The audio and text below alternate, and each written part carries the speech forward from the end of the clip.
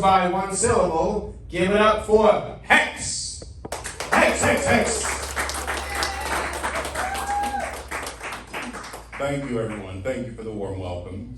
Something that Chris was talking about earlier was, well, it pertains to me. Several years ago, I did want to kill myself. Yeah. Don't worry, I didn't.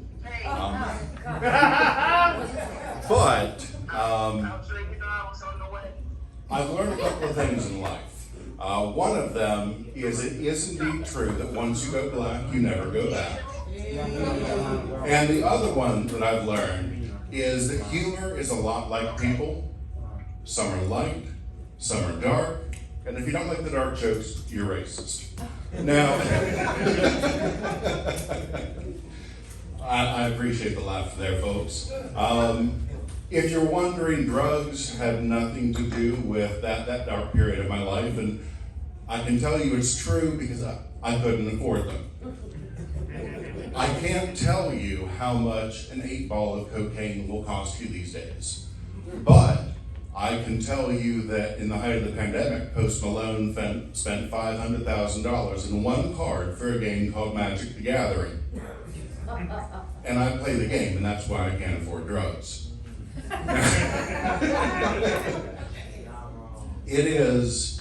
It's hard to make friends as an adult. When you're a little kid, you just run up to someone in the sandbox and say, "You want to be my friend?" Well, if you walk up to someone as an adult and say, "You want to be my friend?" they're going to say, "No, motherfucker, and I don't have any money." So, but games is how I learned to socialize. So this coming up Labor Day, I've got a great trip planned with some buddies. We all play Magic. They're the rich ones. But we're going to be going to the beach. And with Magic, even on the local scene, there are tournaments that happen. And one of the people in the area is organizing a big tournament. And I just put there in the chat, if you are going to plan this for Labor Day, there's going to be at least 8 people that are going to be out of town. And someone responded and said, "Well, who are the mythical 8? Well, I looked at that and I said, "Did this bitch just say I'm going to the beach with my imaginary friends?" That is what I thought.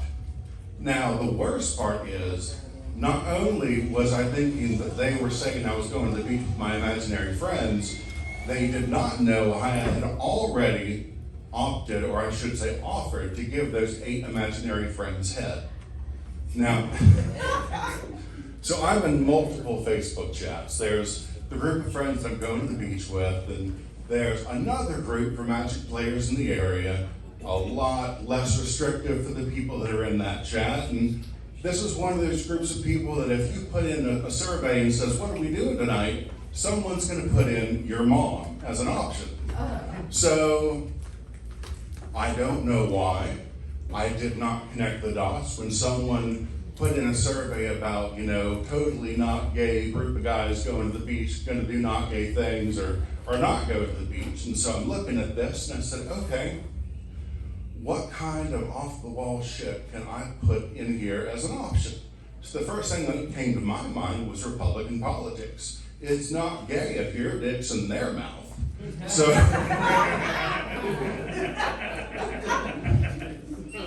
that's what was in my head. And I hit send. And then I read it. And I didn't say get head. Apparently I said give head. It's not gay if your dick's in my mouth. Now, Facebook, they had to change their name because they're villainous. They're bad because they stole our information and sold it. But what you did not know, or what you may not know, is that when you add an option to a Facebook survey, you can't remove it. So I sent that message. I added that option. And this cold pit of fear began building in my stomach because I realized not only had I phrased it wrong, I put it in the wrong group. So the 8 guys that I'm going to the beach with, I just told them all I'm going to give them head while we're down at the beach. Not only are they straight, some of them are Mormon. So But it's all good. They took it well. Not as well as I apparently was going to, but they took it well.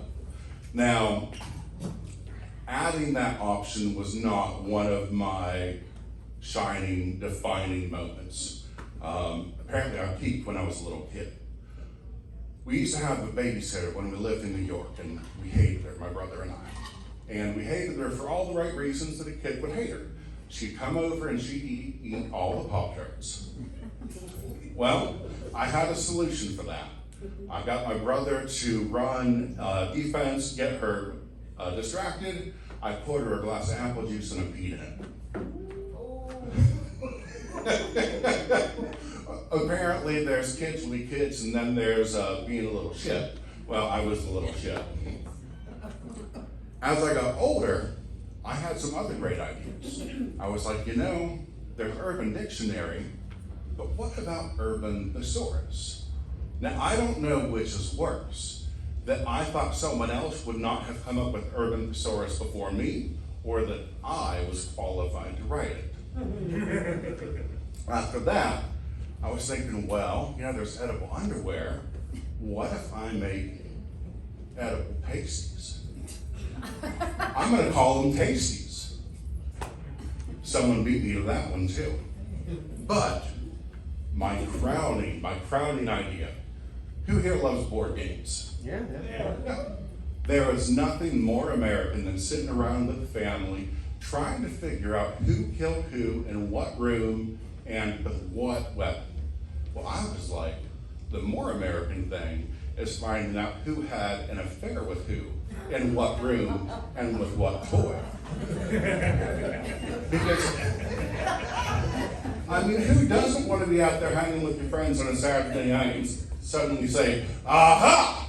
It was Indiana Bones and Pussy Galore in the conservatory with the double-sided dildo. Which really, when you think about it, that is just about the weirdest thing, conservatory.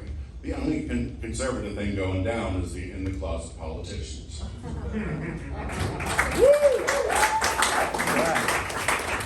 Keep it going for Hex, everybody.